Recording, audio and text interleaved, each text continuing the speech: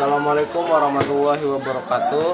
Saya Muhammad Fargali Al-Farabi akan mempresentasikan peta konsep bab 5 dari pelajaran Quran Hadis yang berjudul Al-Quran Aspek Kehidupan. Baiklah, yang pertama pengertian yaitu dari sains dan ekonomi. Al-Quran secara ilmiah itu adalah kalamullah, pengetahuan dan teknologi. Terus ada sains dan ekonomi juga. Ada ayat yang pertama turun dari Al-Quran adalah ayat surat Al-Alaq ayat 1 sampai 5. Berikutnya itu ada hukum Al-Quran yang terdapat dalam Al-Quran, yaitu ada hukum global dan hukum primal.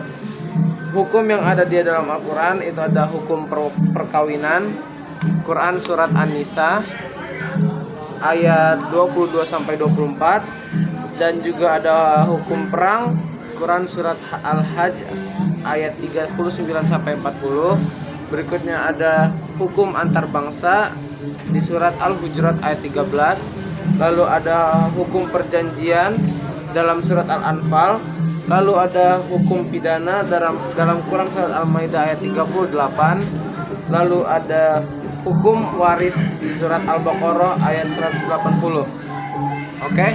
Berikutnya itu ada akhlak. Akhlak itu adalah dalam Al-Quran itu juga terdapat akhlak, yaitu tujuan Rasul, yaitu menyempurnakan akhlak yang mulia. Berikutnya, akhlak menurut secara etimologi adalah tingkah laku. Menurut terminologi adalah sifat yang tertanam dalam jiwa manusia. Berikutnya itu ada ibadah muamalah. Dalam ibadah adalah dalam bahasa etimologi adalah menyembah. Ibadah juga ada ibadah ghairu mahdah dan ibadah mahdah. Nah, lalu ada dalam ibadah muamalah itu ada muamalahnya, yaitu adalah hablum minallah dan hablum minannas. Oke, berikutnya ada akidah.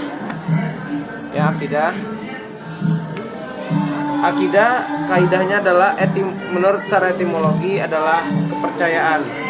Sedangkan menurut terminologi akidah adalah kepercayaan yang diyakini sepenuh hati. Nah, akidah ini ada hadis, yaitu ada Allah Maha Esa dan seluruh rukun iman.